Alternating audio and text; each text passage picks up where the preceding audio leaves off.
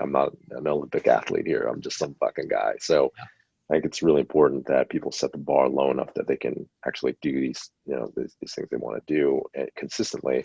It's more important to be consistent than it is to be, excellent every day. All right, everyone. Super excited to bring you Justin Kan today. Big fan of all the work that he's done in the past. I mean, former co-founder of Twitch, which sold to Amazon for $1 billion.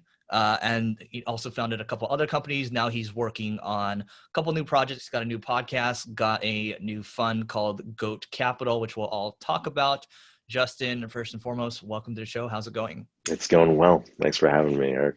You did the Twitch thing, and then you had a couple other things going on afterwards, and then now you decided to start Goat Capital. So I'd like to learn more about Goat Capital first, and then kind of what you're working on, why you decided to do that instead of maybe another company. Sure. So I started Go Capital with my friend Robin Chan a couple of months ago, and it's an early stage fund dedicated to investing in seed stage companies, and then we are incubating our own companies as well. And so really the idea was to combine what we love to do, which was build early stage companies and mentor early stage founders, and build a business around that. And so I found the reason I didn't want to start my own company again, or like a single company, was just I found like I just started a company last, a couple of years ago. It's called Atrium. We grew it, and we raised a lot of money for it, and ultimately it didn't really work out. We shut it down. And at the same time, I had, incubated another company called Alto, mentored the founders, and a very similar type of business, like an online to offline, operationally intensive business.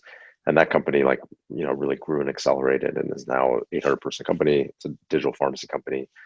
800 people, multiple states, tens of thousands of patients, raised 350 million in follow-on capital. And so, I realized, maybe my higher purpose and what I'm really good at now is on the mentorship side, and as being the coach role rather than operating the companies myself. And so that's what I decided to focus on. That's interesting, because you guys are incubating, and you guys are also funding companies. So I guess, how are you guys structuring that right now? How does that incubator work? I mean, obviously we're kind of all remote right now. So yeah, so it's really about, we have a bunch of ideas of startups we want to start, and we think are, good ideas that can be hugely impactful in the world. And then it's about finding the right partners, to operating partners to start them with, and then, just getting them out the door. And so that's really what I love to do. I love the early stage. Spent most of my career building companies at the early stage, and like just getting initial teams together and building a first, version of the product and launching it. And so really we think of it as a vehicle to do more of that. just so the audience knows, if maybe they want to raise money from Goat Capital, I mean, what type of companies are you looking for? We're looking for, generally just really excellent companies with great founders, but there's a couple of interest areas we have. Climate change is one. I think consumer behavior is changing a lot in terms of wanting to support companies that are environmentally friendly or have an environmental mission. And then the founders are also going, to solve the world's biggest problem. Like lots of founders are being attracted to work on climate change companies. So that's one. Another area is, our backgrounds are in gaming and digital commerce. And so companies in like, new forms of digital entertainment and commerce are interesting to us. Another is healthcare. Both of us have made investments in healthcare, and I think it's currently being reshaped by coronavirus. So healthcare is being transformed, and we're interested in investing in digital healthcare companies. And then lastly, robotics and automation. I think there's a huge automation wave happening on the industrial side. And so companies that support the robotics revolution are interesting to us.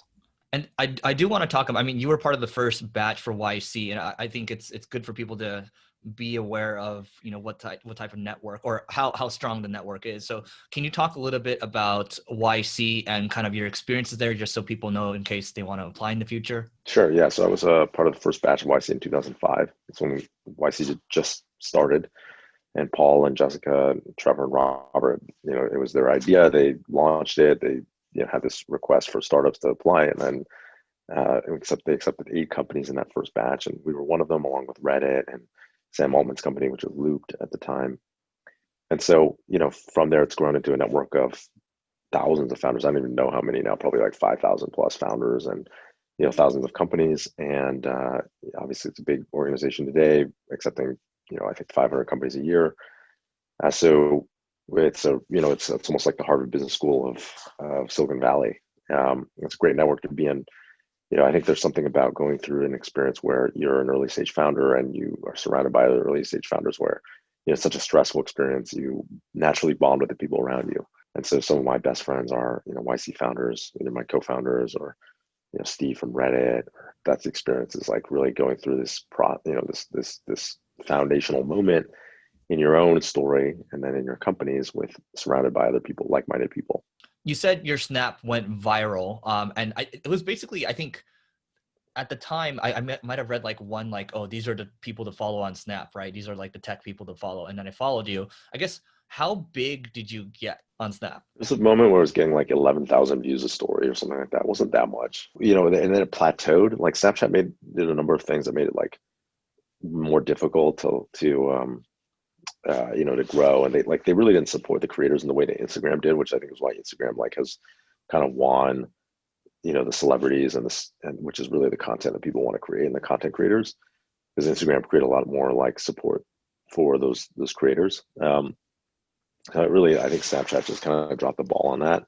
But yeah, it got up to about 11,000. I mean, when I knew it was like, it was kind of a thing when I had a few moments where like I was walking in Singapore making snaps, and then like someone in Singapore was like watching and they came and like met me, or like I was in UAE, like in Abu Dhabi, and someone recognized me, on the street. And Yeah. it's just there were some moments where I was like, oh, this is really global. Like I hadn't realized how big Snapchat was at the time. I do want to talk about your podcast, The Quest. So you decided to not only start a fund called Goat, which I think is a great name, but The Quest is great too because there's a gaming connotation there. So what is The Quest? What are you trying to do there? Yeah. So, part of my own experience, my own journey through being a founder and then, I kind of grew up in this industry, came to adulthood as a startup founder. And then, I've been pretty successful and then, gotten to my mid 30s now. And, I've spent the first part of my life so tortured by being a founder, right? Like and by the external circumstances or like the need for external approval. Like the way I navigated the world was very much like as a seeker, right? I was like desperately wanted all these things that I thought would like fulfill me. And so, those were a consequence of how I grew up and, the holes that I had in my childhood where I was like, I wanted the approval of my peers and didn't feel like I got it or whatever. And so, I had this experience and I eventually got everything I wanted or I thought I wanted, right? I became successful. And then afterwards, I was still wanting, I still was like, oh, there's more, I want to have a bigger company. I want to have like more money, more fame, whatever it was. And so, only after uh, I had like a kind of hit a rock bottom point where I was super stressed and, really unhappy with my situation. I started investing in like internal things, stuff like meditation and gratitude and I drank ayahuasca for the first time, just a bunch of different stuff. And consequently, the TLDR is like after that, I realized, a lot of, most of my internal wellness and happiness comes from within, right? It doesn't come from your external circumstances. And so that was my journey through this situation. And I think it was a very different journey from what people expected, seeing, looking from the outside. And so the idea behind the quest is really to tell those stories, right? Like my story, the stories of friends of mine who have gone through similar journeys, or maybe they have a really big company, but they've struggled with depression, or they're, some of the most famous artists out there, but they've gone through their own ups and downs. It hasn't been a straight shot to success, and just really give people like a taste of what the human experience is. So I do want to talk. I mean, you kind of teed this one up, but I had noted down here. I was looking at your Twitter, some of the pictures. I mean, you did a deep fast for 120 hours, which is nuts to me.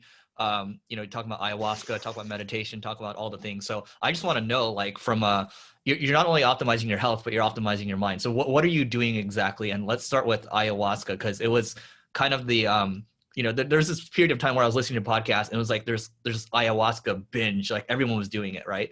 So can you talk about that? Where did you go exactly and how that experience was? The story was really like I walk into this house in on the California coast.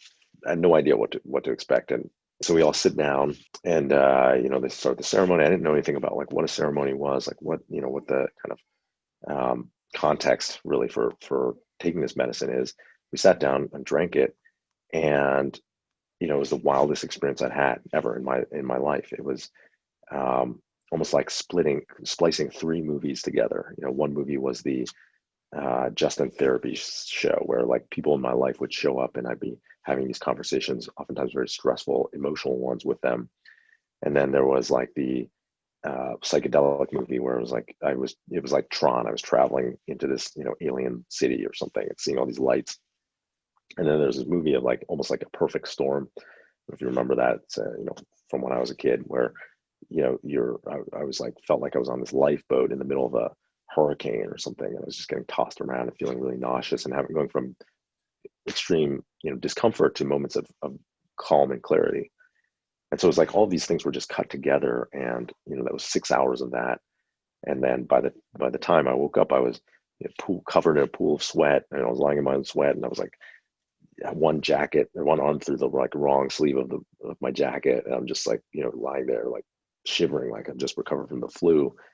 Um, it took me a year to unpack like everything, kind of what that meant, and really process that and bring the lessons back into my own life. But that was the seed of learning, for example, that everything I'd done in my past, as an adult, was really to try to seek the approval of other people. So stuff like that, where I had all these learnings, and they really made a big difference in my life. And from there, I could decide like, how do I want to conduct myself going forward, right? Like, how do I want to live? Like, maybe I had sought approval in the past, but like, is that how I want to be driven moving forward? So that was basically like a year of therapy compacted into, I mean, you had to unpack it, but it was 6 hours, like, here, take this. Yeah, yeah, that's right. It was like a year of therapy packed into, one night. How about deep fasting for 120 hours? What brought that, and what benefits did you see? This common theme, I guess, among all this stuff is that early in my life, I actually thought you couldn't improve. Like most of my life, I thought people were, kind of baked by adulthood. By 18, you have the habits. A couple of years ago, I realized like actually by making incremental steps and like not worrying about so much about the goal, but worrying more about building a framework for being healthier or more mentally well, or more fit, I could improve. Right. And so a lot of it came from the stuff in Atomic Habits or Tiny Habits, really about creating like frameworks for me to make incremental progress every day. And so that got me on this wellness journey where I was starting to think about like, what else can I do? First it was meditating every day, and then was working out every day. And then eventually it, expanded to this whole world of, different, self-growth modalities. And so fasting is one, and I decided, I'd been fasting for doing like an intermittent fasting or one meal a day fasting for a couple of years, and I'd always wanted to do an extended fast, but I'd never had felt like it was the right time. Right? It's always like, oh well, I have these meetings or this trip or whatever, and so I finally just decided. Maybe this was like a month and a half ago. I was like, okay, I'm just going to do it. And so I, without any preparation, I just said, okay, I'll start. Starts the day. I had this like kind of big weekend for food where I'd eaten a lot, and I was like, okay, diet. Fasting starts the day, and I'm just, I'm going to try to go for 5 days, which is my goal. And so I just did it, and it was hard. Hour 40 was when really hunger starts to kick in, and then after in day 3 and through 5, it was more just being weak. I couldn't barely go upstairs. Like stairs were my worst enemy. I felt like I was tired all the time, but I had a lot of mental clarity, and I was actually able to work the whole time. So What did you learn from kind of the Atrium experience, the whale experience? I guess what's like the commonalities across these different projects?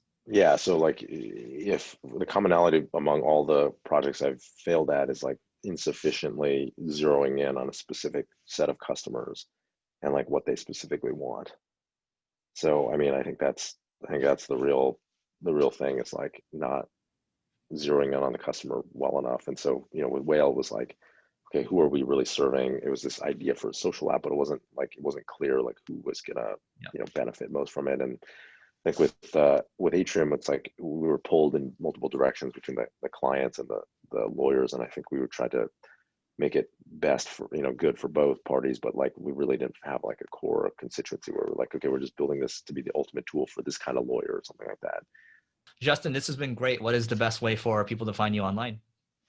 Yeah, so you can find me on Twitter at Justin Khan. Check out my podcast, The Quest. I'm super stoked about that. It's just like the thing I'm having fun. Kind of like the early days when I was doing Snapchat. It's like the thing I'm having the most fun with right now online. So Cool. Good deal, man. Justin, thanks so much for doing this. All right, Eric. Sure.